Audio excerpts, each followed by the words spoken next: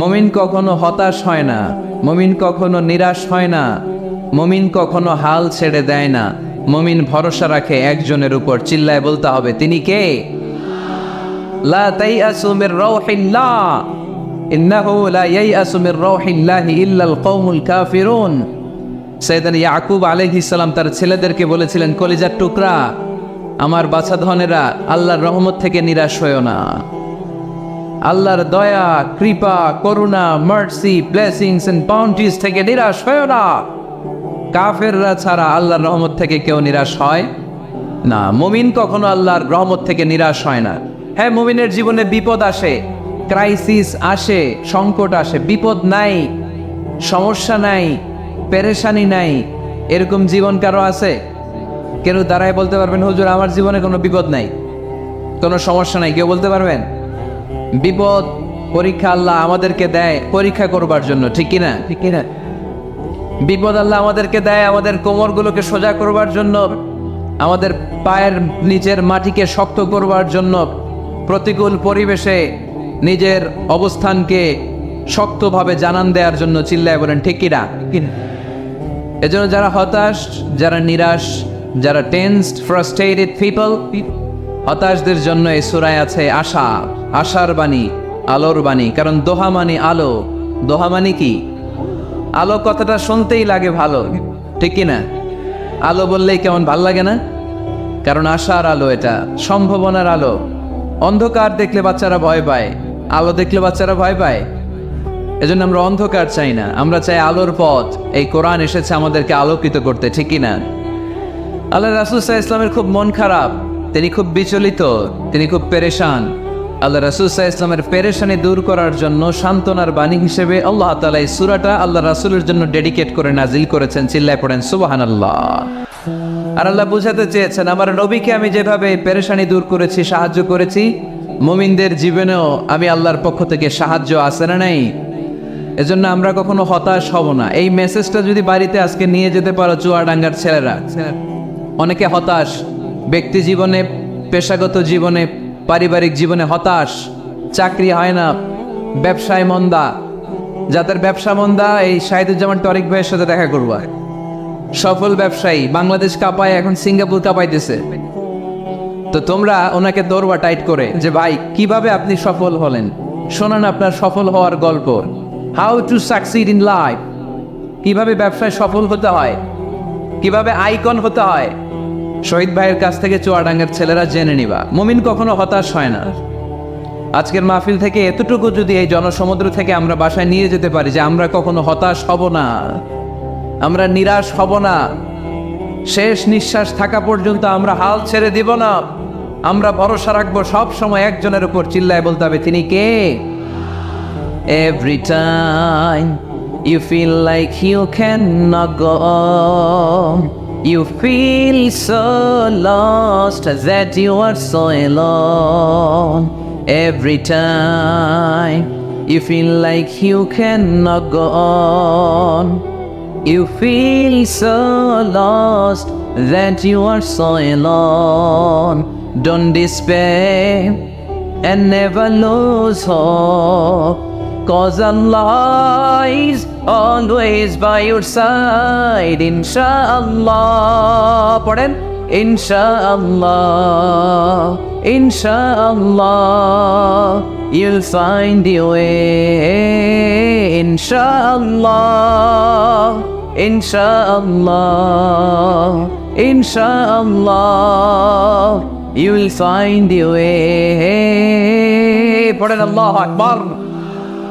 আমরা কখনো নিরাশ হই না, আমরা হতাশ হই না, আমরা ভরসা রাখি একজনের উপর, তিনি কে? আমরা জানি রাত যত গভীর হয়, অন্ধকার তমানিসা ভেদ করে সুবহে সাদিক হয়। আমরা জানি গর্ভবতী নারীর যেদিন পেটের ব্যথা বেদনা বাড়তে থাকে, ওই দিন নতুন মেহমান আগমনের সময় ঘনাতে থাকে। আমরা জানি বিশ্বাসীদের জীবনে কষ্ট, দুঃখ, যন্ত্রণা, পরীক্ষা যত বাড়তে থাকে, সুখের দিন কাছে আসতে থাকে। চিল্লায় বলো ঠিক কিনা? এজন্য আমরা হতাশ হব না, হাল ছেড়ে দিব না, শেষ নিঃশ্বাস ত্যাগ করা পর্যন্ত আমরা ভরসা রাখবো একজনের উপর, তিনি কে? আল্লাহ রাসূল সাল্লাল্লাহু আলাইহি ওয়াসাল্লাম হতাশ হলেন, পেরেশান হলেন, নবীর পেরেশানি দূর করার জন্য আল্লাহ তাআলা এই সূরাটা নাজিল করেছে। সুবহানাল্লাহ পড়েন। তাহলে এই সূরার কেন্দ্রীয় আলোচ্য বিষয় কি? এটা কি চুয়াডাঙ্গাবাসীদের কাছে ক্লিয়ার? Clear clear clear. এবার আমরা শুনবো এই সূরার একটা ব্যাকগ্রাউন্ড আছে, কোন প্রেক্ষাপটে এই সূরা নাজিল হলো। আল্লাহ রাসূল সাল্লাল্লাহু আলাইহি ওয়াসাল্লামকে আল্লাহ বললেন, ইয়া আইয়ুহার রাসূলু বাল্লিগ মা উনজিলা ইলাইক। নবী, কোরআনে যা নাজিল করেছি সব আপনি পৌঁছে দিন, কিছু গোপন রাখা যাবে না। এই কোরআনের কোনো কিছু বিশ্বনবী গোপন রেখেছে? সবাই বলেন না কেন, গোপন রেখেছে নাকি সব প্রচার করে দিয়েছে? সব প্রচার করে দিয়েছে। হঠাৎ করে হেরা গুহায় বিশ্বনবীর কাছে নাজিল হলো, ইকরা বিসমি রাব্বিকাল্লাযী খালাক খালাকাল ইনসানা মিন আলাক ইকরা ওয়া রাব্বুকাল আকরামুল্লাযী আল্লামা বিল কলম আল্লামাল ইনসানা মা লাম ইয়ালাম। পড়েন সুবহানাল্লাহ। আল্লাহ নাজিল করলেন, নবী পড়ো, তোমার প্রভুর নামে যিনি সৃষ্টি করেছেন, তুমি যা জানতে না তা তোমার রব তোমারে শিখিয়েছেন, কলমের মাধ্যমে তোমাদেরকে জ্ঞান দিয়েছেন। সুবহানাল্লাহ। ইকরা বিসমি রাব্বিকাল্লাযী খালাক, read in the name of your lord who has created. পড়ো তোমার প্রভুর নামে। কোরআনের প্রথম বাণী পড়ো। কোরআনের প্রথম বাণী কি? সবাই বলেন, প্রথম বাণী কি? আল কোরআনের প্রথম বাণী পড়ো, আল হাদিসে নবীর কথা পড়ো। আল কোরআনের প্রথম বাণী পড়ো, আল হাদিসে নবীর কথা পড়ো। পড়ে পড়ে শেখো, শিখে শিখে তুমি তোমার নিজের জীবন গড়ো। সুবহানাল্লাহ পড়েন। পড়ে পড়ে নিজের জীবন গড়তে হবে। নাজিল হলো ইকরা বিসমি রাব্বিকাল্লাযী খালাক, যা নাজিল হলো নবী প্রচার করে দিলেন। এরপরে আরেক সূরা নাজিল হলো, ইয়া আইয়ুহাল মুযাম্মিল কুমিল লাইলা ইল্লা কালিলা, বিশ্বনবী প্রচার করে দিলেন। এরপরে নাজিল হলো, ইয়া আইয়ুহাল মুদ্দাসসির কুম ফাআনযির, বিশ্বনবী প্রচার করে দিলেন। যাই প্রচার নাজিল হয় তাই তিনি প্রচার করে দেন, যাই নাজিল হয় তাই তিনি প্রচার করে দেন। এরকম চলতে থাকলো কিছুদিন, কিন্তু হঠাৎ করে আর কোনো কোরআনের আয়াত নাজিল হয় না, ওহী আসা বন্ধ হয়ে গেল। ফলে নবীও নতুন কোনো কথা মক্কার লোকদেরকে শোনাতে পারে না। মক্কার লোকেরা বলল, ঘটনা কি মুহাম্মদ? নতুন নতুন আয়াত এতদিন বলতা, এখন বলো না কেন? বলো। বিশ্বনবী বলতে পারে না, কারণ বিশ্বনবী কি মন গড়া কোনো কথা বলে? সবাই যদি বুঝে থাকেন উত্তর দেন, বিশ্বনবী কি মন গড়া কথা কোনোদিন বলেছে? রব্বুল আলামিন বলেন, ওয়ামা ইয়ানতিকু আনিল হাওয়া ইন হুয়া ইল্লা ওয়াহয়ুন ইউহা। আমার নবী মন গড়া কোনো কথা বলেন না। আমার পয়গম্বর মন মস্তিষ্ক কোনো প্রসূত কথা তোমাদের কাছে পেশ করে না। আকাশ থেকে জিব্রাইল মারফত যা তিনি শুনতে পান তা তিনি মক্কাবাসীদের কাছে পৌঁছে দেন। সুবহানাল্লাহ। তো নাজিল হতো, নবী পৌঁছে দিতেন। এখন বন্ধ, পৌঁছাতে পারে না। সাইয়েদনা জিব্রাইল আলাইহিস সালাম আর কোরআন নিয়ে আসে না। রাসূল সাল্লাল্লাহু আলাইহি ওয়াসাল্লাম নতুন কোনো কথা শোনাতেও পারে না। মক্কার লোকেরা হাসাহাসি শুরু করলো, হাততালি দিতে শুরু করলো, মুহাম্মদ তোমার আল্লাহ তোমারে বর্জন করেছে, তোমার আল্লাহ তোমারে ভুলে গেছে। নাউজুবিল্লাহ পড়তে পারলেন না? ইন্না মুহাম্মাদান ওয়াদাআহু রাব্বুহু ওয়া ক্বালা। এ মক্কার লোকেরা শোনো, মুহাম্মদের রব তো মুহাম্মদের ভুলে গেছে, মুহাম্মদের দিকে ফিরেও তাকায় না, আর নতুন কোনো আয়াত পাঠায় না। আবুল আহাবের স্ত্রী উম্মে জামিল বলতে শুরু করলো, ইন্না শাইতানাকা কাদ তারাক। মুহাম্মদ তোমার কাছে যে একটা শয়তান আসতো জিব্রাইল নামে, ওই শয়তানটা আর আসে না। না, নাউজুবিল্লাহ পড়েন। সবাই টিটকারি করে। এখন রাসূল সাল্লাল্লাহু আলাইহি ওয়াসাল্লাম কিছু বলতেও পারে না, কারণ তিনি তো মন গড়া কিছু বলেন না। যা নাজিল হয় তা পৌঁছে দেন। রাসূল সাল্লাল্লাহু আলাইহি ওয়াসাল্লাম খুব পেরেশান হয়ে গেলেন, চিন্তায় পড়ে গেলেন, হতাশ হয়ে গেলেন। আর মনে মনে ভাবলেন, কি রে, আমি কোনো ভুল করলাম না তো? আমার কোনো অন্যায় হয়ে গেল না তো? এত অপেক্ষা করতেছি, আকাশের দিকে তাকিয়ে আছি, নতুন আয়াত আসে না কেন? আমি কবে নতুন আয়াত শোনাবো? কোনো কোনো তাফসিরে এসেছে 15 দিন, কোথাও এসেছে 25 দিন, 40 দিন, কোথাও এসেছে কয়েক মাস। আল্লাহ রাসূল সাল্লাল্লাহু আলাইহি ওয়াসাল্লামের কাছে কোরআনের আয়াত নাজিল করাকে বন্ধ রেখেছিল কে? নাজিল হয় না, তিনি কোরআনের আয়াত শোনাতেও পারেন না। আমরাও মাঝে মাঝে এরকম হতাশ হই, কি রে, ব্যবসা করলে লস, চাকরি হয় না, অসুস্থতা, মনে হয় আল্লাহ বোধহয় আমাদেরকে পছন্দ করে না। এরকম টেনশন আমাদেরও আছে না নাই? রাসূল সাল্লাল্লাহু আলাইহি ওয়াসাল্লাম যখন টেনশনে পড়ে গেলেন, আল্লাহ তাআলা এই সূরা নাজিল করার মধ্য দিয়ে আল্লাহ রাসূল সাল্লাল্লাহু আলাইহি ওয়াসাল্লামের টেনশন দূর করে দিলেন। চিল্লায় পড়েন সুবহানাল্লাহ। রাসূল সাল্লাল্লাহু আলাইহি ওয়াসাল্লামের পেরেশানি দূর করার জন্য আল্লাহ নাজিল করলেন ওয়াদ-দুহা ওয়াল লাইলি ইযা সাজা মা ওয়াদ্দাআকা রাব্বুকা ওয়া মা ক্বালা। ওয়াদ-দুহা আলোর শপথ, ওয়াল লাইলি ইযা সাজা নিঝুম নিস্তব্ধ রাতের শপথ। সুবহানাল্লাহ পড়েন।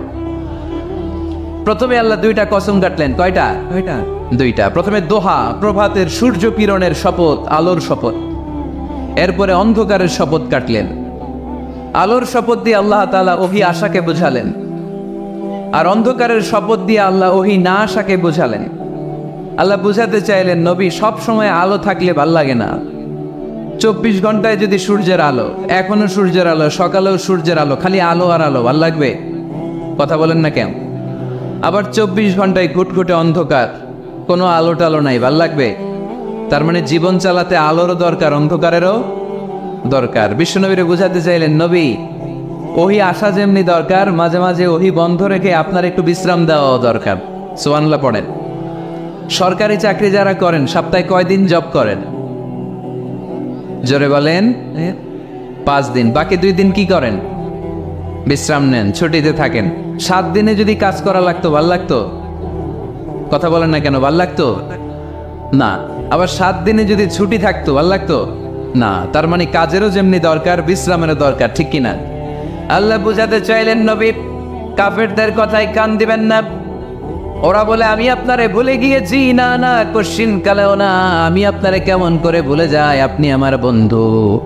আমি ইচ্ছা করেই ওহী নাজিল বন্ধ রেখে কিছুদিন আপনারে ছুটি দিলাম। আল্লাহর পক্ষ থেকে আমি আপনার জন্য বিশ্রামের ব্যবস্থা করে দিয়েছি।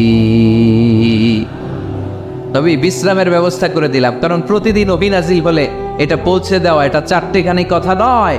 ওহীর বাণী, এটা কোনো মন্ত্রীর বাণী না। ওহীর বাণী, এটা কোনো প্রেসিডেন্টের বাণী না। ওহীর বাণী প্রধানমন্ত্রীর বাণী না। ওহীর বাণী রাজা বাদশার বাণী নয়। ওহীর বাণী আমাদের কাছে পাঠিয়েছে কে?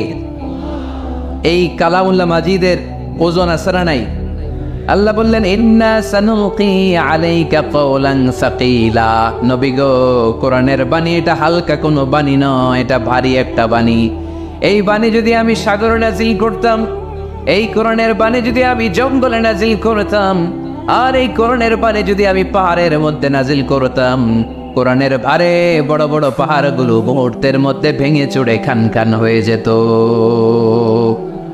লাউ আনজালনা হাযাল কুরআনা আলা জাবালিন লারাআইতাহু খাশিআম মুতাসাদ্দিআম মিন খাশিয়াতিল্লাহ।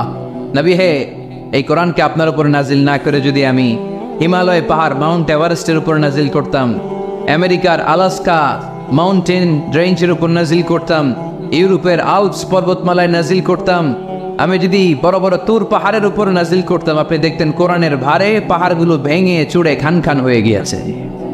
তার মানে কোরআনের ওজন আছে না নাই? কোরআনের বাণী কি পাতলা, হালকা না ভারী? সবাই বলুন, হালকা না ভারী? কতটা ভারী? রাসূল সাল্লাল্লাহু আলাইহি ওয়াসাল্লাম যখন ওটের উপর বসে থাকতেন, তখন কোরআনের আয়াত নাজিল হলে ওটের পা মাটির মধ্যে দেবে যেত। ঘোড়ার উপর যখন বসে থাকতেন, তখন কোরআনের আয়াত নাজিল হলে ঘোড়া মাটিতে বসে যেত। মাঝে মাঝে আল্লাহ রাসূল সাহাবীদের পায়ের উপরে মাথা রেখে ঘুমাতেন। সাইয়েদনা যায়েদ রাদিয়াল্লাহু তাআলা আনহুর পায়ের মধ্যে, রানের মধ্যে মাথা রেখে বিশ্বনবী একবার ঘুমালেন। যায়েদ রাদিয়াল্লাহু তাআলা আনহু বলেন, অনেকক্ষণ বিশ্বনবী শুয়ে রইলেন, কিন্তু আমার কষ্ট হয় নাই, আমি টের পাই নাই। কিন্তু হঠাৎ বিশ্বনবীর উপর কোরআন যখন নাজিল হওয়া শুরু হয়ে গেল, আমার মনে হলো বিশ্বনবীর মাথার ওজন উহুদ পাহাড়ের সমান ভারী হয়ে গেছে। এতক্ষণ ধরে বিশ্বনবীর মাথার কোনো ওজন নাই। হঠাৎ যখন কোরআনের আয়াত নাজিল হতে লাগলো, দেখলাম বিশ্বনবীর মাথার ওজন এতটা বেড়ে গিয়েছে, আমার মনে হচ্ছে আমার পায়ের হাড্ডি আর রান ফেটে মুহূর্তের মধ্যে খান খান হয়ে যাবে। তার মানে কোরআনের আয়াত সবসময় রিসিভ করা, ওহী সবসময় নেয়া এবং ওহীর বাণী পৌঁছে দেয়া, এটা সাধারণ কোনো কাজ নয়। সব সময় ওহী লাগাতার নাজিল হলে নবীর কষ্ট হয়ে যাবে। এজন্য নবীর কষ্ট দূর করার জন্য সরকারি চাকরি যারা করেন যেমনি ছুটি পান, নবীকে একটু ছুটি আর বিশ্রামে রাখার জন্য আল্লাহ তাআলা ইচ্ছা করেই ওহী নাজিল বন্ধ রেখেছেন। চিল্লায় পড়েন সুবহানাল্লাহ। এজন্য আল্লাহ তাআলা নবীরে আশ্বস্ত করে বললেন, নবী ওয়াদ-দুহা والليل إذا سجى ما ودعك ربك وما قلى وللآخرة خير لك من الأولى ولسوف يعطيك ربك فترضى পড়েন আল্লাহু আকবার। সূরার শুরুতে আল্লাহ শপথ কাটলেন দুইটা। কয়টা? সবাই বলেন, আরো জোরে বলতে হবে কয়টা। তাহলে শপথের পর্ব শেষ। শপথ যখন শেষ, তারপরের তিনটি আয়াতে কনফার্মেশন।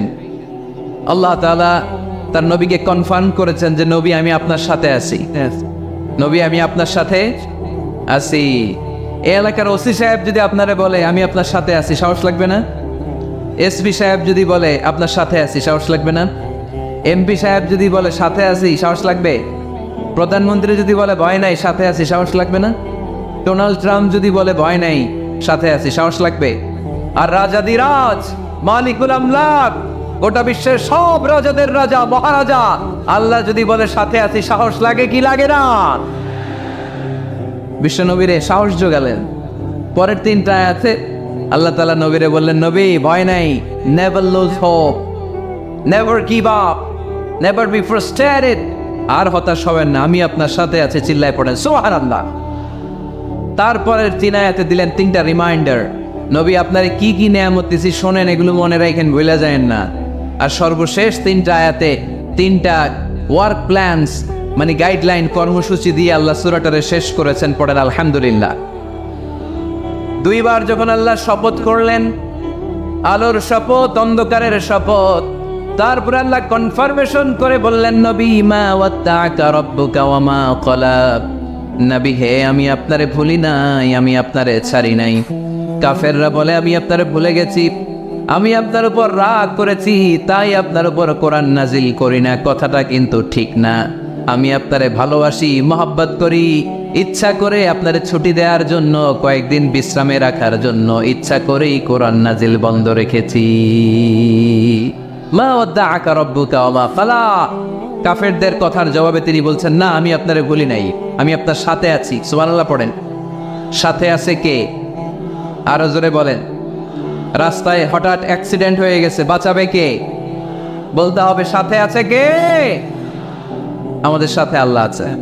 এরপর আল্লাহ বললেন, ওয়ালাল আখিরাতু খায়রুল লাকা মিনাল উলা।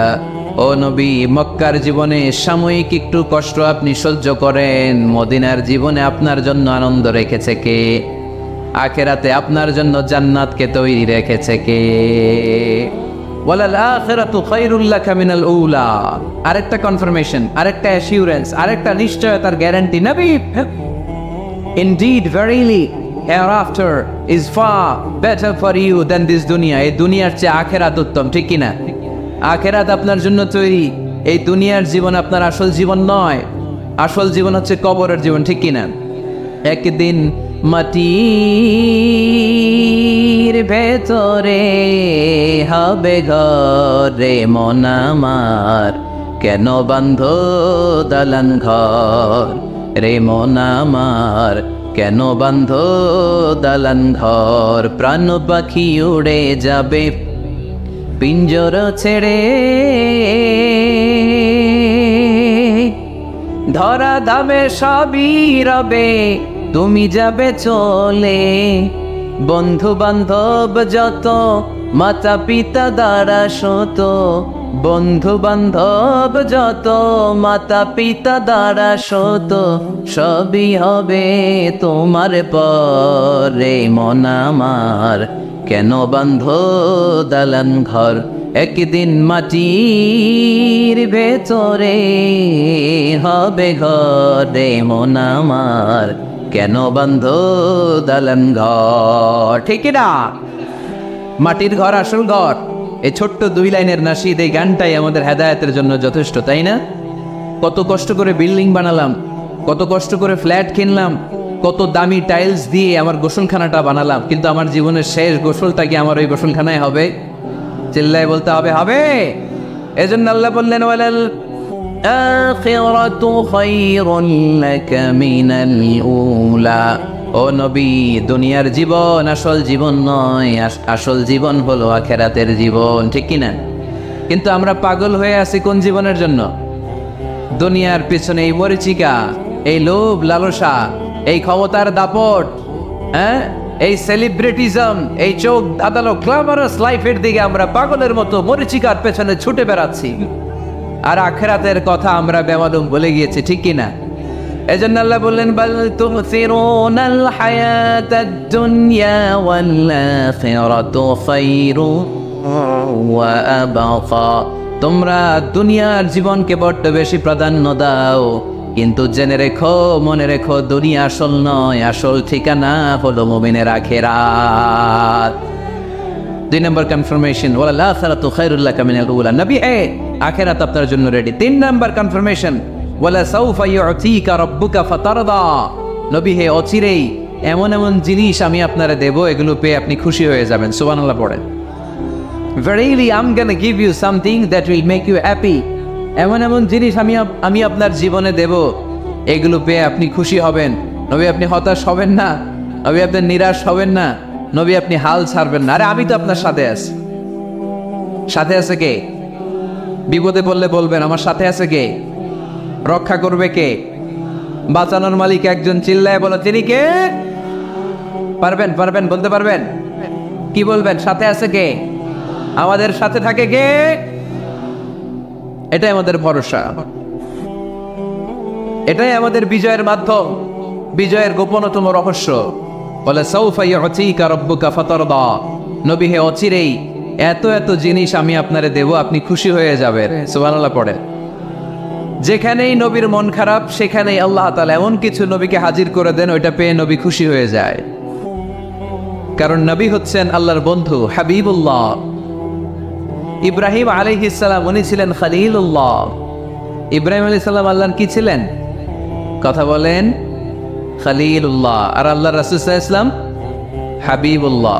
খলিল মানেও বন্ধু, হাবিব মানেও বন্ধু। খলিল মানে এমন বন্ধু যেই বন্ধু আল্লাহরে খুশি করার জন্য কাজ করে, আর হাবিব মানে এমন বন্ধু যেই বন্ধুরে খুশি রাখার জন্য আল্লাহ নিজেই কাজ করে। আল্লাহ রাসূল সাল্লাল্লাহু আলাইহি ওয়াসাল্লাম হচ্ছেন হাবিবুল্লাহ। আল্লাহ রাসূল সাল্লাল্লাহু আলাইহি ওয়াসাল্লাম কি? হাবিবুল্লাহ। যেখানেই আল্লাহ রাসূল সাল্লাল্লাহু আলাইহি ওয়াসাল্লামের মন খারাপ, আল্লাহ রাসূল সাল্লাল্লাহু আলাইহি ওয়াসাল্লামের মন ভালো করে দেয় কে? আল্লাহ রাসূলের মন ভালো করে দেওয়ার দায়িত্ব স্বয়ং নিয়েছে কে? মক্কায় আল্লাহ রাসূল সাল্লাল্লাহু আলাইহি ওয়াসাল্লামের মন খারাপ। মক্কার দাওয়াতি কাজ বেগবান করার জন্য আল্লাহ রাসূল সাল্লাল্লাহু আলাইহি ওয়াসাল্লাম কেঁদে কেঁদে আল্লাহর কাছে দোয়া করলেন, আল্লাহ মক্কার 2 জনের একজন যেন কালিমা পড়ে মুসলমান হয়ে যায়। তাহাজ্জুদের নামাজ পড়ে চোখের পানি ছেড়ে ছেড়ে আল্লাহর কাছে দোয়া করলেন, আল্লাহ আল্লাহুম্মা আইজ্জাল ইসলাম বিআহাব্বির রাজুলাইনি ইনদাক। আল্লাহ মক্কার 2 জনের একজনকে আমি চাই, 2 জনের একজন।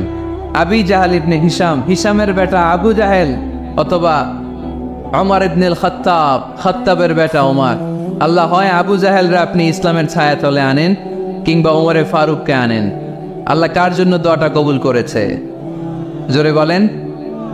তার কয়েকদিন পরে বিষ্ণু ঈসা ইসলাম আরকাম ইবনে দারিল আরকামের ঘরে বসে লুকিয়ে লুকিয়ে দাওয়াত দিচ্ছিলেন। ইন দ্য মিন টাইম ওমরে ফারুক নাঙ্গা তরোয়ার নিয়ে বিশ্বনবীর মাথা কাটার জন্য ছুটে আসলেন। সাহাবারা বললেন, নবী আপনি পালান, নবী আপনি পালান, ওমরে ফারুক আপনাকে হত্যার জন্য ছুটে এসেছে।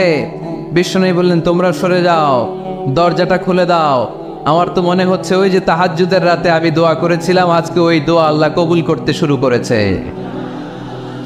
সাইয়েদনা ওমরে ফারুক তখনও কালিমা পড়েন নাই। দৌড়ে এসে আরকাম ইবনে আবিল আরকামের ঘরের ভেতরে ঢুকে তলোয়ারটা জমিনের মধ্যে রেখে দিয়ে আওয়াজ করে আঙ্গুল তুলে বলতে আরম্ভ করলেন, আশহাদু আল্লা ইলাহা ইল্লাল্লাহ ওয়া আশহাদু আন্না মুহাম্মাদার রাসূলুল্লাহ। সুবহানাল্লাহ পড়ে কালিমা পড়ে মুসলমান হয়ে গেছে।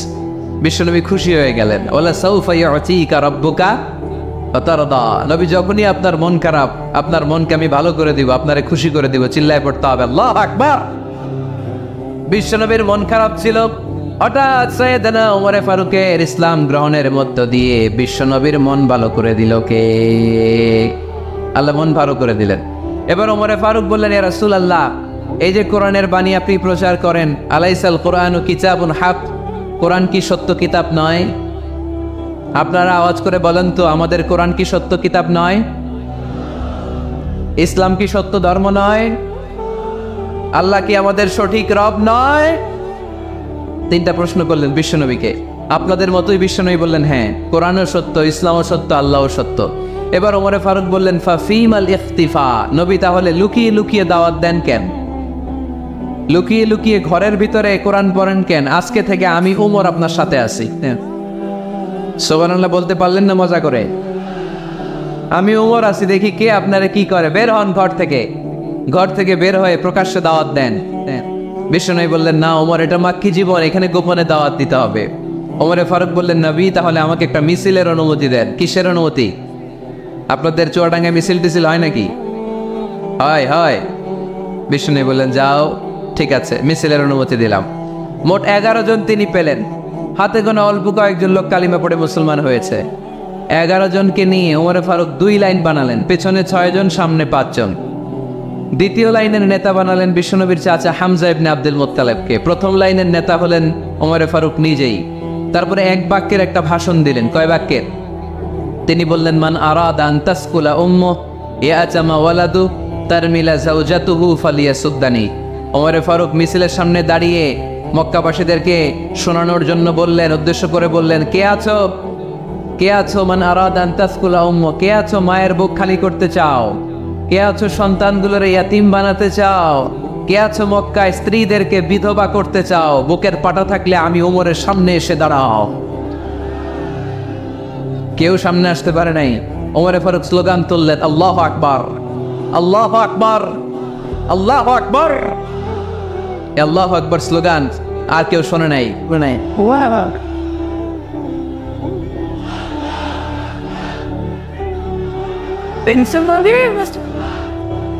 বারিশ হইলে ভালো চারিফা ভাইনাস এটা বারিশ হলে গেল office.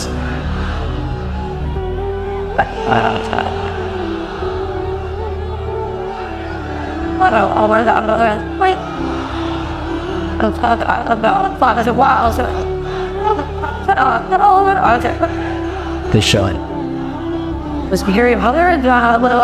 So he's best all here. And then here's that with you.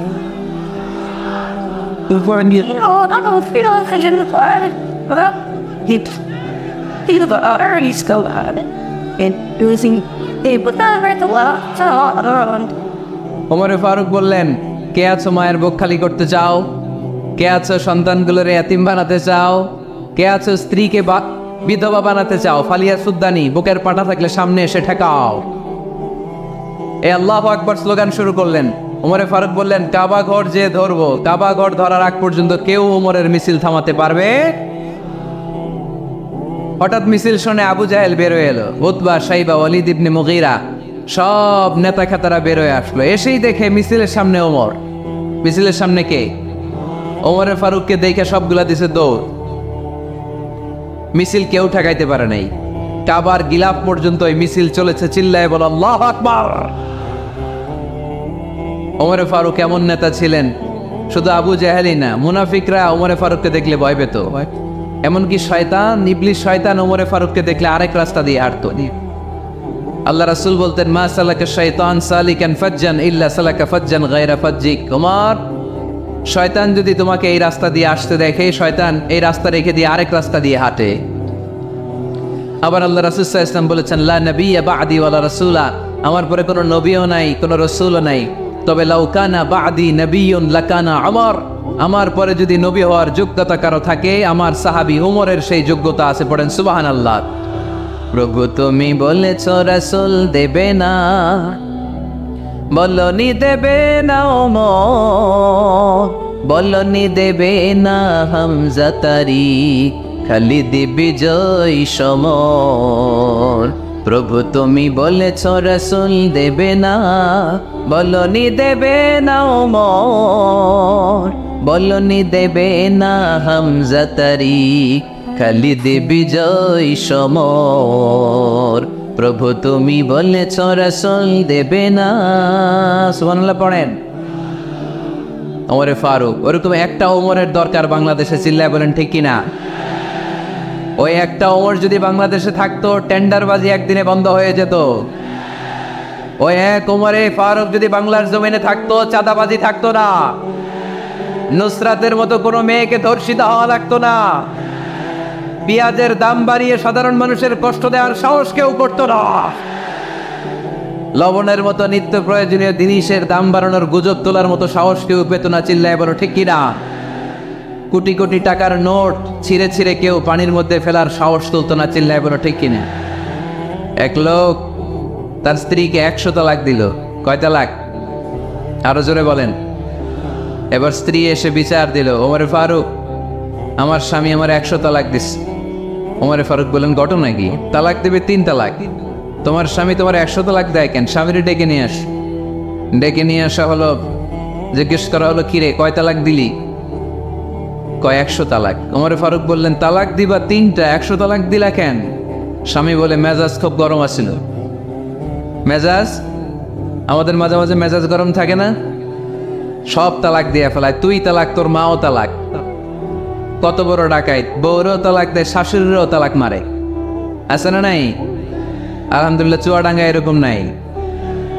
ওমরে ফারুক বললেন, দিবা 3 তালাক, 100 তালাক দিলা কেন? সে বলে, ওমরে ফারুক মেজাজ গরম ছিল। ওমরে ফারুক বললেন, তাই? মেজাজ গরম ছিল, ঠিক আছে আমি বিচার করতেছি। 3 তালাকে তোর বউ তালাক, বাকি 97 তালাক তোর পিঠের উপরে পড়বে। এরকম বিচার যদি বাংলার জমিনে থাকতো, কেউ আর এরকম ইসলামের কোনো বিষয় নিয়ে কথা বলার, ধৃষ্টতা দেখানোর সাহস পেত? কোরআনকে গালি দেওয়ার সাহস পেত? আমার নবীর নামে কার্টুন বানানোর সাহস পেত? আমার নবীকে নিয়ে ফিল্ম বানানোর সাহস পেত? বিশ্ব নবীকে গালি দেওয়ার সাহস পেত? ইসলাম নিয়ে কটু কথা বলার সাহস পেত? আমরা সব বিষয়ে কথা শুনতে রাজি। আমার নবীরে গালি দিলে খবর আছে না নাই? আমার নবীর দিকে যদি কেউ বা হাত তুলে তাকায়, ওই বা হাত কেমন করে ভেঙে দিতে হয় সেটাও আমরা জানি। চিল্লায় বলো ঠিক কিনা? ইসলামের বিরুদ্ধে যদি কথা বলে, ওইটা আমরা সহ্য করি না। চিল্লায় বলেন ঠিক কিনা? আমার নবীরে গালি দিলে, আমার কোরআনকে গালি দিলে, আমার আল্লাহরে গালি দিলে, আমার ইসলামকে গালি দিলে আমাদের কলিজায় আগুন ধরে কি ধরে না? নবীকে গালি দিলে কলিজায় আগুন লাগে, কোরআনকে গালি দিলে কলিজায় আগুন লাগে। কার কার কলিজায় আগুন লাগে হাত তুলে আল্লাহর দেখা। Without going to that.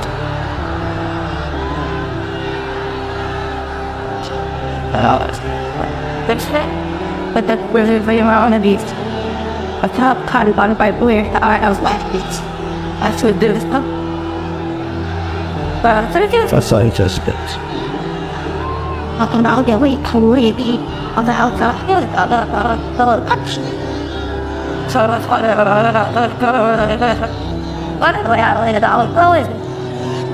আমাদের এই উচ্ছ্বাস, আল্লাহ রাসূলের ভালোবাসা, কোরআনের ভালোবাসা, ইসলামের ভালোবাসা, আল্লাহর জন্য ভালোবাসার এই উচ্ছ্বাস, এই সতেজতাকে আল্লাহ তুমি ইসলামের বিজয়ের জন্য কবুল করে নাও। আমরা একটা ওমরের অপেক্ষায়। চিল্লায় বলেন ঠিক কিনা? ওই ওমরের মতো একটা নেতা হলে বাংলাদেশ সোজা হয়ে যাবে। চিল্লায় বলেন ঠিক কিনা? ওই ইমাম মাহাদির অপেক্ষায় আমরা আছি। 7 বছরের ব্যবধানে, 9 বছরের ব্যবধানে গোটা বিশ্বকে সাম্য, মৈত্রী, ভালোবাসা দিয়ে তিনি এক করে ফেলবেন। চিল্লায় বলে ঠিক কিনা? আমরা সেই ইমাম মাহাদির অপেক্ষায়। একজন ওমরই পারে গোটা বিশ্বটারে শান্তি, সাম্য, মানবতা আর ভ্রাতৃত্বের বন্ধনে অটুট রাখতে। সে ওমরে ফারুক যখন ইসলাম ধর্ম গ্রহণ করলেন, বিশ্বনবীর পেরেশানি দূর করে দিল কে? এজন্য আল্লাহ বললেন, ওয়ালা সাউফা ইউতিকা রাব্বুকা ফাতারদা। ও নবী, অচিরে এমন কিছু আমি আপনারে দান করব, এগুলো পেয়ে আপনি খুশি হয়ে যাবেন। সুবহানাল্লাহ পড়েন। যেখানেই নবী পেরেশান, ওইখানে নবীর মন ভালো করে দেয় কে? মক্কা থেকে 80 কিলোমিটার দূরে তায়েফের ময়দান। যারা হজ উমরা করেছেন তারা জানেন, প্রায় 80 কিলোমিটার দূর এই তায়েফের ময়দানে বিশ্বনবী পাহাড়ি পথ পাড়ি দিয়ে দাওয়াত দিতে গেলেন। তায়েফের লোকেরা কি নবীর দাওয়াতে সাড়া দিয়েছে? নবীকে পাথর মেরেছে, ঠিক কিনা? রক্তাক্ত করেছে 3টা জায়গায়। কয় জায়গায়? বিশ্বনবীর চাইতে সুন্দর মানুষ পৃথিবীতে ছিল? বিশ্বনবীর চাইতে সুন্দর মানুষ বর্তমানে পৃথিবীতে আছে? আমার নবীর চাইতে সুন্দর কোন সুপুরুষ কিয়ামত পর্যন্ত দুনিয়ায় জন্মগ্রহণ করবে?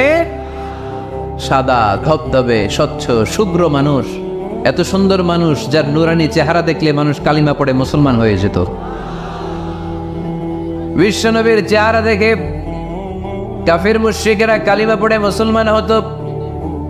আমার নবীর চেহারার মতো সুন্দর শুভ্র সাবলীল মানুষ দুনিয়ার বুকে দ্বিতীয়টা ছিল না। আমার ওই পেয়ারা নবীর গায়ে পাথর মেরেছে তায়েফের ছেলেরা। আমার নবীকে তিনটা জায়গায় রক্তাক্ত করেছে, তারপরেও বিশ্বনবী তায়েফবাসীদের বদদুয়া দেয় নাই। খেয়ে না খেয়ে দিন প্রচারের কাজে নিজেকে দিয়েছ বিলিয়ে, তায়েফের কাফিরেরা চিনল না সে আলো, দুষ্ট ছেলেদের পিছু দিল লেলিয়ে। পাথরের আঘাতে ক্ষত বিক্ষত হয়ে সারা শরীর থেকে রক্ত ঝরে। হে রাসূল তোমাকে ভুলি আমি কেমন করে, হে রাসূল তোমাকে ভুলি আমি কেমন করে। হাজার ব্যথা বেদনার পরে ফিরে আসনি তুমি আপন ঘরে, দিনের আলো তুমি ছড়িয়ে দিতে চলে গেলে মদিনায় মক্কা ছেড়ে। হে রাসূল তোমাকে বলি আমি কেমন করে, হে রাসূল তোমাকে বলি আমি কেমন করে। ঠিক কি না? ওই নবীকে বলা সম্ভব? ওই নবীর ভালোবাসা আমাদের হৃদয়ে আছে না নেই? বিশ্বনবীকে তিনটা জায়গায় আঘাত করলো। এত শুভ্র সাবলীল সাদা দেহটা ছিঁড়ে ছিঁড়ে রক্ত বের হলো। বিশ্বনবী তায়েফবাসীদেরকে বদদুয়া দেয় নাই। বিশ্বনবী তায়েফবাসীদেরকে কোরআনের দাওয়াত দিতে গেলেন, তারা কোরআনের দাওয়াত মেনে নেয় নাই। বিশ্বনবী ওযু করলেন, গায়ের রক্তগুলোকে মুছে মুছে ফজরের সময় খেজুর বাগানের সামনে দাঁড়িয়ে ফজরের নামাজ শুরু করে দিলেন। বিশ্বনবী মন্ত্রমুগ্ধকর কণ্ঠ দিয়ে তেলাওয়াত করতে শুরু করলেন।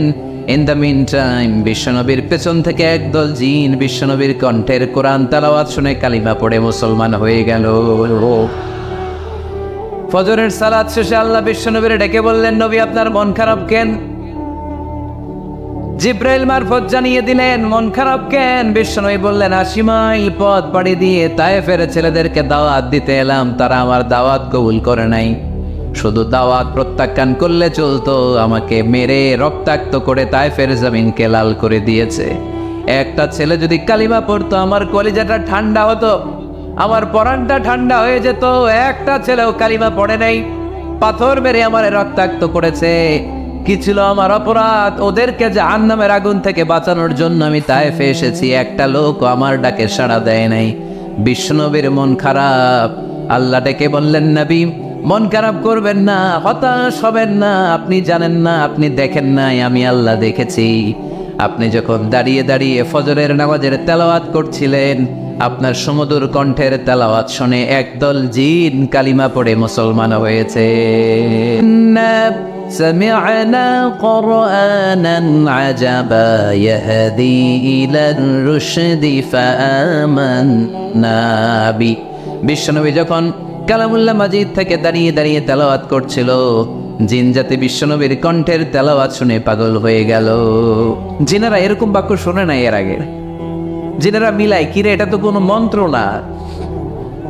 জিনেরা মিলাই, কিরে এটা তো কবিতা না। এত সুন্দর কথা কার বাণী? এটা আল্লাহর বাণী ছাড়া অন্য কোনো বাণী হতে পারে না। এই সুন্দর বাণী শুনে তারা কালিমা পড়ে মুসলমান হয়ে গেল। আল্লাহ বিশ্বনবীর আশ্বস্ত করলেন, নবী আপনার কষ্ট বৃথা যায় নাই। মুমিনের কষ্ট কি কখনো বৃথা যায়? আওয়াজ করে বলো, বৃথা যায়? নবী আপনি দাওয়াত দিতে এসেছিলেন দৃশ্যমান এক জাতি, মানব জাতিকে, তায়েফের মানব জাতিকে দাওয়াত দিতে এসেছেন। ওরা দাওয়াত কবুল করে নাই তো কি হয়েছে? অদৃশ্য জাতি, জিন জাতি কালিমা পড়ে মুসলমান হয়ে গিয়েছে। ওয়ালা সাউফা ইউতিকা রাব্বুকা ফাতারদা। নবী অচিরেই এমন এমন সুসংবাদ আপনারে শোনাবো, আপনি খুশি হয়ে যাবেন। বিশ্বনবী যখন শুনলেন তায়েফবাসী কালিমা পড়ে নাই, কি হয়েছে? জিন জাতি তো পড়ছে। বিশ্বনবী আবার খুশি হয়ে গেলেন। সুবহানাল্লাহ পড়েন।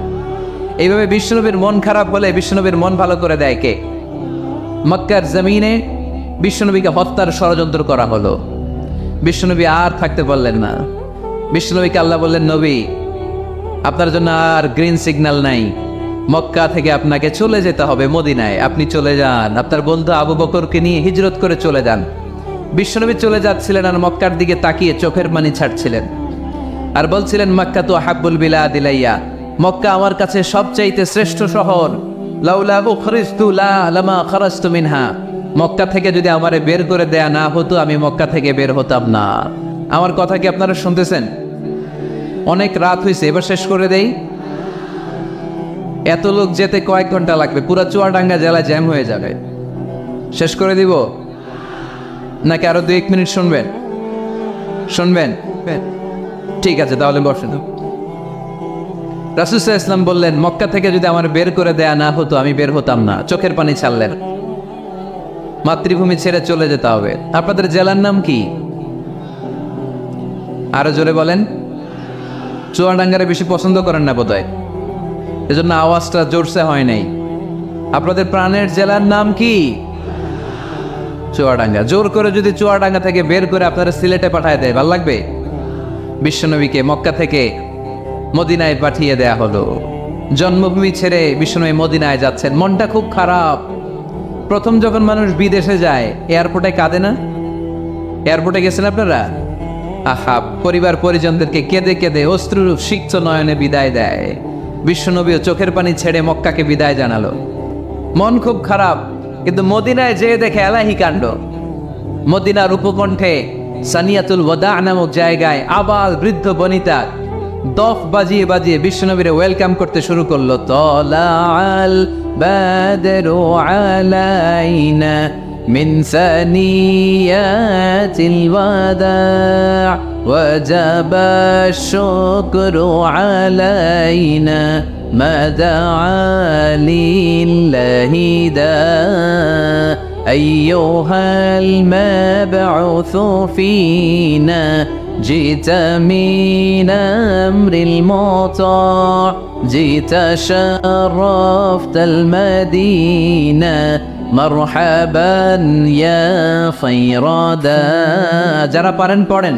طلع البدر علينا من ثنيات الوداع وجب الشكر علينا ما دعا لله داع। পড়েন না আল্লাহু আকবার।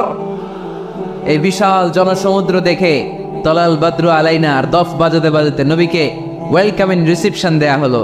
এই মদিনার মানুষের ভালোবাসা দেখে মক্কা থেকে যে তিনি চোখের পানি ছেড়ে বিদায় নিয়েছেন, এই দুঃখের কথা বিশ্বনবী ভুলে গেলেন। বিশ্বনবীর মনকে আবার খুশি করে দিল কে? সুবহানাল্লাহ কইতে পারলেন না? ওয়ালা সাউফা ইউতিকা রাব্বুকা ফাতারদা, নবী অচিরে এমন জিনিস আপনাকে আমি দান করব, আপনি খুশি হয়ে যাবেন। আবার বিশ্বনবী শুনতে পেলেন ওনার আগের পয়গম্বরদের বয়স ছিল কারো 1000 বছর, কেউ হায়াত পেত 2000 বছর, কেউ পেত 1500 বছর। তাদের উম্মতের মধ্য থেকে কেউ বাঁচত 800 বছর, 700 বছর। বিশ্বনবী মনে মনে দুঃখ পেতে শুরু করলেন, হায় হায়, আমার উম্মতের গড় বয়স এত কম। আগের উম্মতেরা হায়াত পেয়েছে বেশি, ইবাদত করার সুযোগও পেয়েছে বেশি। আমার গুনাহগার উম্মতেরা হায়াত পাবে কম, তাই ইবাদতের সুযোগও তাদের কম। ঠিক কি না? আল্লাহ রাসূল সাল্লাল্লাহু আলাইহি ওয়াসাল্লাম ফরমান, আমারু উম্মতি মা বাইনা 60 ইলা 70। আমার উম্মতের গড় বয়স 60 থেকে 70। 60 থেকে 70-এর মধ্যে আমার উম্মতের বেশিরভাগ লোক মারা যাবে। ওয়া আকাল্লুহুম মান ইয়াজুযু যালিক, হাতে গোনা অল্প কয়েকজনই 70-এর বেশি হায়াত পাবে। আপনাদের চুয়াডাঙ্গার কি অবস্থা? কত হায়াত পায় মানুষ? 80 বছর বয়স পেয়েছেন এরকম কেউ আছে নাকি আজকের মাহফিলে? 80 বছরের মুরব্বী কেউ আছেন? নাই। 70 বছর হায়াত পেয়েছেন কেউ আছে? হ্যাঁ, আছে। 60 বছর বয়স আছে? 60 বছর আছেন। 50 আছে কার কার দেখি? 50। তরিক ভাইয়ের বয়স কত? শহীদ ভাই বয়স কত চলে? 50। মাশাআল্লাহ, আরো 50 বছর আল্লাহ বাঁচায় রাখুক। সবাই পড়ি আমিন। তো রাসূল সাল্লাল্লাহু আলাইহি ওয়াসাল্লাম চিন্তিত হলেন, হায় রে, আগের উম্মতেরা হায়াত পাইতো 1000 বছর, 1500 বছর। আমার উম্মত 60 থেকে 70-এর মধ্যে সব মরে যাবে। ওরা ইবাদত করার সুযোগ পেয়েছে বেশি, আমার উম্মতের কি হবে? সুবহানাল্লাহ কইবেন না? কি দরদ আমাদের জন্য, কি মায়ার নবী, কি দয়ার নবী। আমার নবীর চাইতে দয়ালু মানুষ পৃথিবীতে ছিল?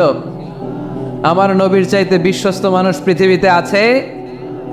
আমাদের বড় বিশ্বস্ত, সে কোন বন্ধু বলো বেশি বিশ্বস্ত, সে কোন বন্ধু বলো বেশি বিশ্বস্ত, কার কাছে মন খুলে দেয়া যায়, কার কাছে প্রাণ খুলে দেয়া যায়,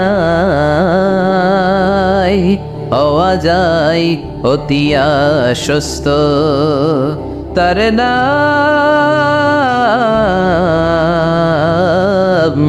আহমদ বড় বিশ্বস্ত। সুবহানাল্লাহ পড়েন। আমার নবীর চাইতে বিশ্বস্ত আর কেউ আছে? আমার নবীর চাইতে দিলদরিয়া আর কেউ আছে? আমার নবীর চাইতে দয়ালু কোনো মানুষ পৃথিবীর জমিনে আছে? ওমা আরসালনাকা ইল্লা রাহমাতাল লিল আলামিন, I have sent you as a mercy for the entire universe. নবী হে, আমি গোটা বিশ্বের জন্য আপনাকে রহমত করে প্রেরণ করেছি। চিল্লায় পড়েন সুবহানাল্লাহ। আবার বিশ্বনবী ফরমান, লিকুল্লি নবিয়্যিন দাওয়া মুস্তাজাবা। দুনিয়ার সব নবীকে আল্লাহ একটা করে বিশেষ দোয়া করার সুযোগ দিয়েছে।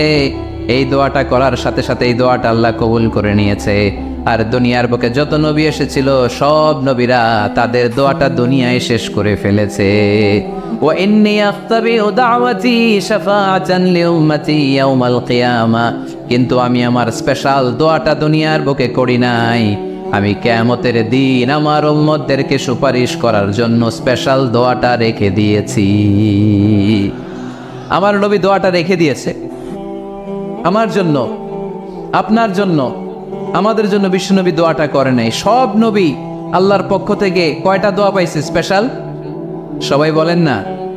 একটা। ওই দোয়া করার সাথে সাথেই কবুল হবে। একটা করে দোয়া। সব নবীরা ওই দোয়াটা দুনিয়াতেই করেছে, কোন নবী বাকি নেই। সব নবী দোয়াটা দুনিয়াতেই কাজে লাগিয়ে ফেলেছে, আমার নবী ছাড়া। আমার নবী কি দোয়াটা দুনিয়াতে করছে? দুনিয়ায় বিশ্বনবী বিপদে পড়েন নাই? ওই দোয়াটা করলেই বিপদ থেকে মুক্তি পেতেন। কিন্তু আমার জন্য, আপনার জন্য, আমাদের জন্য রেখে দিয়েছেন। কিয়ামতের দিন আমরা যখন বিপদে পড়ে যাব, আমাদেরকে বিপদ থেকে উদ্ধার করার জন্য বিশ্বনবী ওই দোয়াটা করে আমাদেরকে উদ্ধার করবে। চিল্লায় এখন সুবহানাল্লাহ। বিশ্বনবী কিয়ামতের দিন শুধু কাঁদতে থাকবে। আকাশের জল জ্বলে সূর্যটা মাথার কাছে চলে আসবে, মাথার মগজগুলো ভাতের মাড়ের মতো গলে গলে নাকের ছিদ্র কানের ছিদ্র দিয়ে বেয়ে বেয়ে পড়বে।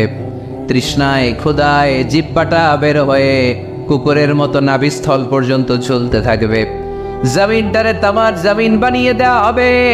সবাই শুধু বলবে ইয়া নফসি ইয়া নফসি, আল্লাহ তুমি আমারে বাঁচাও। অলিরা বলবে ইয়া নফসি, শহীদরা বলবে ইয়া নফসি, নবীরা বলবে ইয়া নফসি, উম্মত বলবে ইয়া নফসি। সবাই বলবে আল্লাহ তুমি আমারে বাঁচাও, আল্লাহ তুমি আমারে বাঁচাও, আল্লাহ তুমি আমারে বাঁচাও। ঠিক ওই মুহূর্তে বিশ্বনবী প্যারা নবী মাকামে মাহমুদে সিজদায় পড়ে কাঁদবে। তিনি ইয়া নফসি না বলে চিৎকার করে কেঁদে কেঁদে বলবে উম্মতি উম্মতি রবলি হ্যাপিলি উম্মতি, ও রব আমার উম্মতকে তুমি বাঁচাও। পুরো কিয়ামত জুড়ে চিৎকার ইয়া নফসি, আল্লাহ আমারে বাঁচাও। বিশ্বনবী বলবে ইয়া উম্মতি, আল্লাহ উম্মতরে বাঁচাও। সুবহানাল্লাহ পড়বেন না? বিশ্বনবী মাথা তুলবেন না।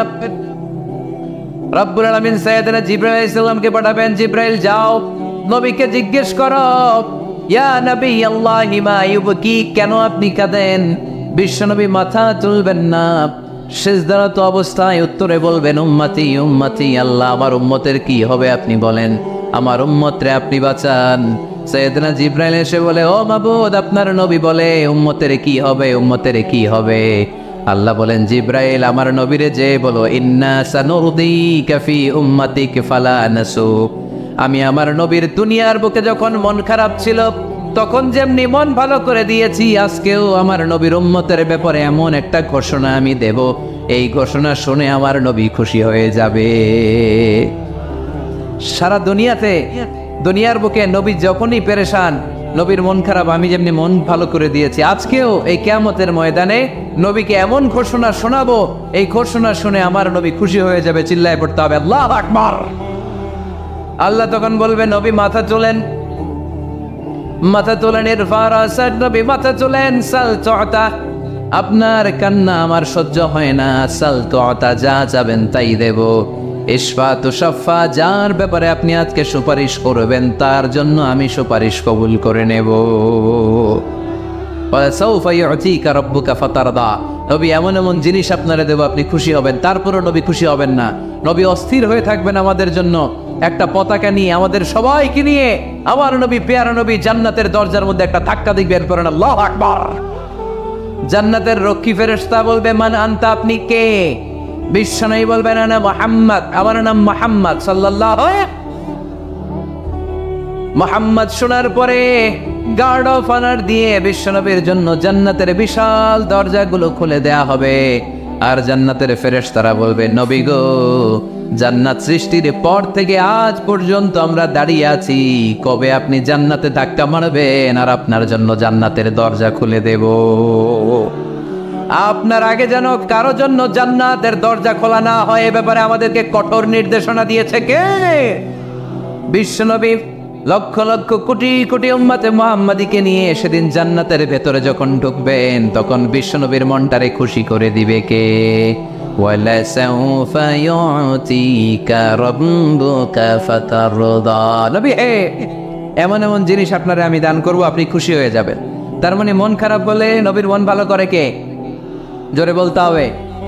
আপনারা ঘুমায় গেছেন, ঘুম ধরছে, কষ্ট হচ্ছে, চিবায়ে পড়েছে মুসলমান, চিল্লায় পড়েন লিল্লাহে তাকবীর, লিল্লাহে তাকবীর, লিল্লাহে তাকবীর।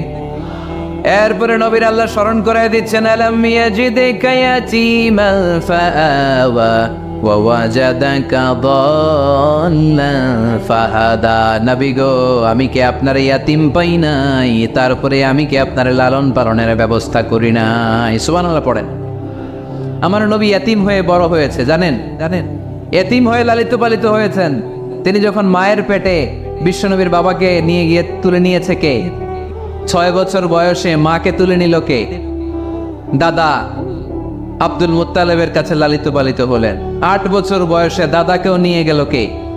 এরপরে ইয়াতিম নবী চাচার কাছে লালিত পালিত হলেন। সুবহানাল্লাহ পড়েন। এজন্য আল্লাহ বললেন, আওয়া আলাম ইয়াজিদিকা ইয়াতীমান ফাআওয়া, নবী হে, আমি কি আপনার ইয়াতিম পাই নাই আর আপনারে কি আমি আপনার চাচার কাছে লালন পালনের ব্যবস্থা করে দেই নাই? তো এই ছোট্টবেলায় আপনি ইয়াতিম, আপনারা দেখার কেউ নাই, তখন যদি আমি আপনারা সাহায্য করতে পারি, ওই আল্লাহ এখনো আসিরা নাই? বিপদের কালে আমার নবীরে সাহায্য করে উত্তরণের ব্যবস্থা করেছে যে, মুসলমানদের এই ক্রান্তি লগ্নে মুসলমানদের সংকট দূর করার জন্য আমার আল্লাহর রহমত আজও আছে না নাই? পরীক্ষা দিতে হবে, আমাদের পরীক্ষায় পাশ করতে হবে। ওয়ালা তাহিনু ওয়ালা তাহজানু ওয়া আনতুমুল আ'লাউনা ইন কুনতুম মুমিনিন, ভয় পেও না, নিরাশ হয়ো না, হতাশ হয়ো না, বিজয় তোমাদেরই হবে যদি মুমিন হও। চিল্লায় বলেন ঠিক কি না? আলাম ইয়াজিদিকা ইয়াতীমান ফাআওয়া, নবী আপনার ইয়াতীম হিসেবে পেয়েছি, তখন আপনারে আশ্রয় দিয়েছি। তারপরে আল্লাহ বললেন, ওয়া ওয়াজাদাকা দাল্লান ফাহাদা, আপনারে আমি দল্লান হিসেবে পেয়েছি, তারপরে রাস্তা দেখিয়েছি। আপনি রাস্তা খুঁজছিলেন। দল্লুন শব্দের অর্থ গোমরা, পথহারা, কিন্তু রাসূল সাল্লাল্লাহু আলাইহি ওয়াসাল্লামের ক্ষেত্রে এই অর্থ করা যাবে না। আমার নবী গোমরা ছিলেন না, আমার নবী পথভ্রষ্ট ছিলেন না। যদিও অফিসিয়ালি আমার নবী 40 বছর বয়সে নবী হয়েছেন, কিন্তু 40 বছরের আগের জীবনীটাও আমাদের জন্য অনুপম আদর্শ আর নমুনা। চিল্লায় বলেন ঠিক কি না? 40 বছর আগেও নবী সত্য কথা বলতেন, 40 বছর আগে তিনি দান করতেন, নবী হওয়ার আগেও তিনি আত্মীয়দের সাথে সুসম্পর্ক রাখতেন, মানুষের বোঝা বইয়ে দিতেন, সত্য যেখানে বিপন্ন সাহসী সৈনিক হয়ে বিশ্বনবী দাঁড়িয়ে যেতেন। চিল্লায় এখন ঠিক কি না? এজন্য আল্লাহ বললেন, ওয়াজাদাকা দাল্লান ফাহাদা, নবী আপনি পথ খুঁজছিলেন, আমি আপনারে পথ দেখিয়েছি। আমাদেরকে পথ দেখায় কে? রাসূল সাল্লাল্লাহু আলাইহি ওয়াসাল্লাম মহাসত্যের অনুসন্ধান করছিলেন। দল্লান অর্থ এখানে পথহারা পথিকের মতো আপনি খুঁজছিলেন, কই যাবেন, ডানে না বায়ে? মাঝে মাঝে আমাদের এরকম হয় না, চুয়াডাঙ্গা থেকে কুষ্টিয়ায় কি এই রাস্তায় যায় না এইটায় যায়, বুঝতে পারতেছি না তো। অনেক রাতে যদি রওনা দেন, কেউ বলারও নাই, দেখায় দেওয়ার মতো কেউ নাই, বাজার টাজার বন্ধ, মাঝে মাঝে আমরা ঝামেলায় পড়ে যাই। আমরা যারা বক্তা, আমরা ঝামেলায় পরিবেশ। অনেক রাতে রাতে বাড়িতে ফিরি, এই জেলা থেকে ওই জেলায়, রাত 3টার দিকে লোক নাই, ডানা যাবো না বায়ে যাব, পুলিশ ভাইরা মাঝে মাঝে সহায়তা করে, অনেক সময় পুলিশও নাই, তখন ভরসা একজনের উপর, তিনি কে? তো রাসূল সাল্লাল্লাহু আলাইহি ওয়াসাল্লাম সত্যের পথ খুঁজছিলেন, ডানে না বায়ে?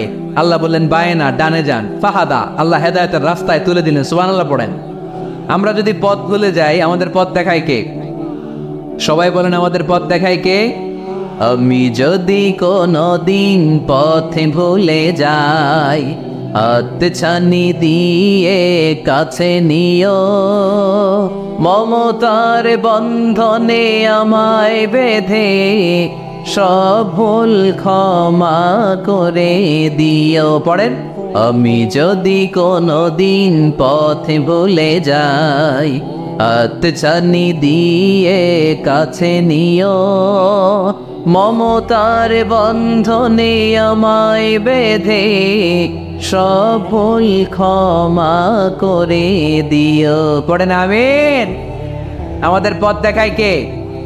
আমরা প্রতিদিন পড়ি ইহদিনাস সিরাতাল, সবাই পড়েন ইহদিনাস সিরাতাল। ও আল্লাহ, আমাদেরকে সরল সঠিক পথ দেখাও। আল্লাহ বললেন, নবী আপনাকে আমি পথ দেখিয়েছি। এরপর আল্লাহ বললেন, ওয়াজাদাকা আইলান ফাগনা, নবী আপনি ছিলেন নিঃস্ব, আপনার টাকা পয়সা ছিল না। খাদিজার সাথে বিয়ে দেওয়ার মাধ্যমে আমি আপনার নিঃস্বতা দূর করে ধনী বানিয়ে দিয়েছি। সুবহানাল্লাহ পড়েন। রাসূল সাল্লাল্লাহু আলাইহি ওয়াসাল্লাম মেষ চড়াতেন। মা বাআসাল্লাহু নাবিয়্যান ইল্লা রাআল গানাম, এই পৃথিবীতে এমন কোনো নবী নাই যেই নবী ছাগল চড়ায় নাই। আপনারা ছাগল চড়ান তো? আপনাদের তো এই যে কি বলে, ব্ল্যাক গোট, চুয়াডাঙ্গার ব্ল্যাক গোট নাকি সারা দুনিয়ায় বিখ্যাত। হ্যাঁ, ব্ল্যাক বেঙ্গল, কি বলে, ব্ল্যাক বেঙ্গল। ছাগল পালেন কে কে দেখি তো চুয়াডাঙ্গায়? ওরে আল্লাহ, ছাগল তো নিয়ে যাওয়া লাগবে কয়েকটা, দেখা যায় অনেক ছাগল। মেহেরপুরও বিখ্যাত না? মাশাআল্লাহ, চুয়াডাঙ্গার ছাগল অনেক বিখ্যাত। তো সব নবীরা ছাগল ছড়িয়েছেন। বুখারীর বর্ণনা, মা বাআসাল্লাহু নাবিয়্যান ইল্লা রাআল গানাম, এই পৃথিবীতে এমন কোন নবী নাই যে নবী ছাগল চড়ায় নাই। বিশ্বনবী ছাগল চড়াতেন অল্প কিছু পারিশ্রমিকের বিনিময়ে। সুবহানাল্লাহ পড়েন। কারণ আমার নবী শিখিয়েছেন, পরিশ্রমে লজ্জা নেই, লজ্জা অলসতায়। ঠিক কিনা? পরিশ্রমে কোনো লজ্জা আছে? লজ্জা অলসতায়, ঠিক কিনা? রাসূল সাল্লাল্লাহু আলাইহি ওয়াসাল্লামের টাকা পয়সা ছিল না।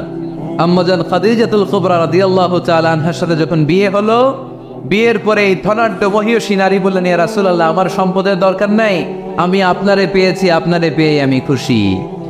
আমার সব সমুদয় সম্পত্তি আপনার পায়ের সামনে আমি ঢেলে দিলাম, আপনি ইচ্ছা মতো ইসলামের জন্য, ইসলাম প্রচারে এই সম্পদ ব্যয় করা শুরু করে দেন। সুবহানাল্লাহ পড়তে পারলেন না? ওয়াজাদাকা আইলান ফাগনা, তাফসিরে এসেছে ফাগনা বিখাদিজা, নবী আপনি ছিলেন নিঃস্ব, দরিদ্র, টাকা পয়সা ছিল না, খাদিজার সাথে বিয়ের মাধ্যমে আমি আপনার ধনী বানিয়ে দিলাম। তার মানে নবী আপনি ছিলেন ইয়াতীম, আপনার আমি লালন পালনের ব্যবস্থা করে দিলাম।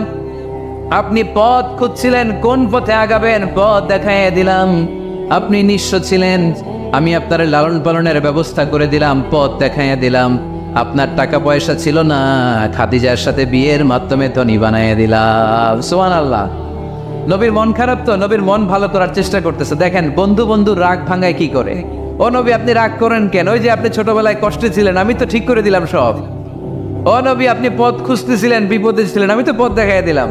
টাকা ছিল না, বিয়ের পরে টাকার ব্যবস্থা করে দিলাম। তো আপনার টেনশন কিসের? টেনশন তো আমি আল্লাহর। চিল্লায় বলেন ঠিক কিনা? মুমিন কখনো টেনশন করে না। মুমিন তার সব কিছু ন্যস্ত করে দেয় একজনের উপর, তিনি কে?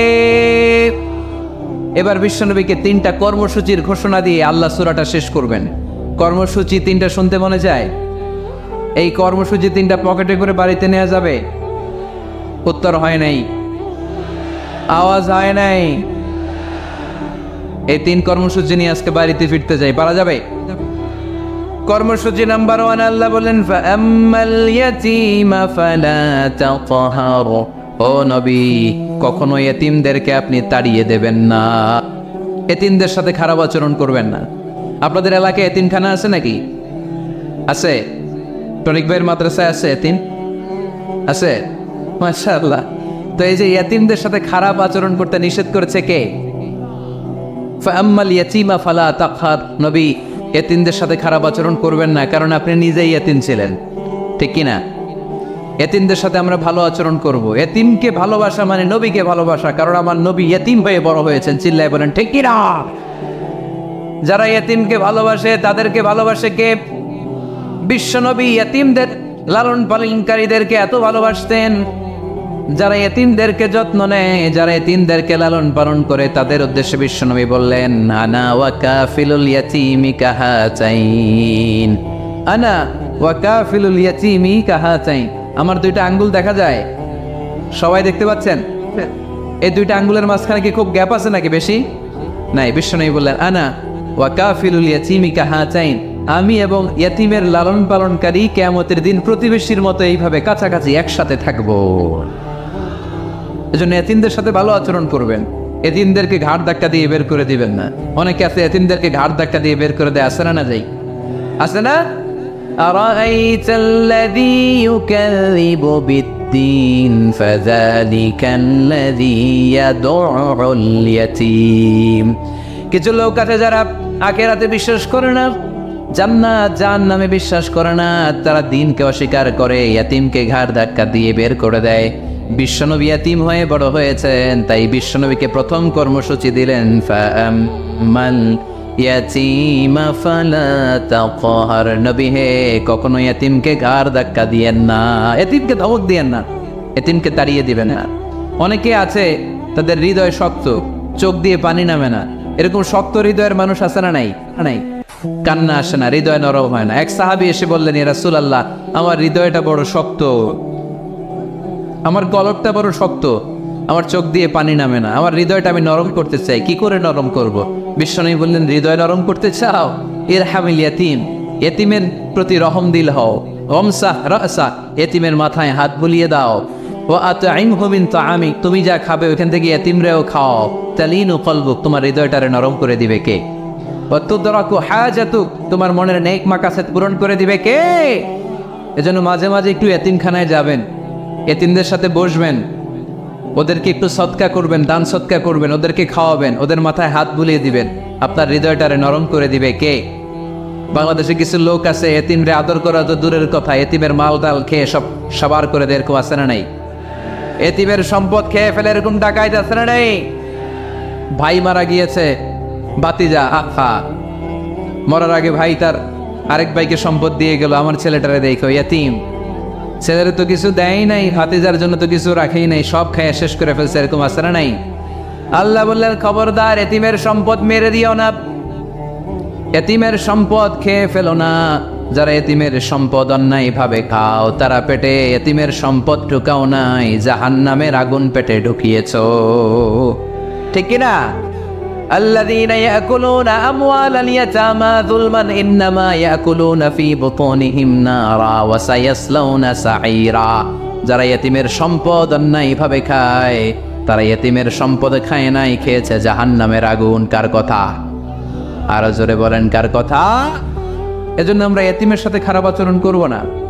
চুয়াডাঙ্গার সম্পদশালী ভাইয়েরা এতিমের সাথে ভালো আচরণ করেন, এতিমের মাথায় হাত বুলিয়ে দেন, এতিমকে খাওয়ান। এতিমরে ভালোবাসা মানে আমার নবীরে ভালোবাসা।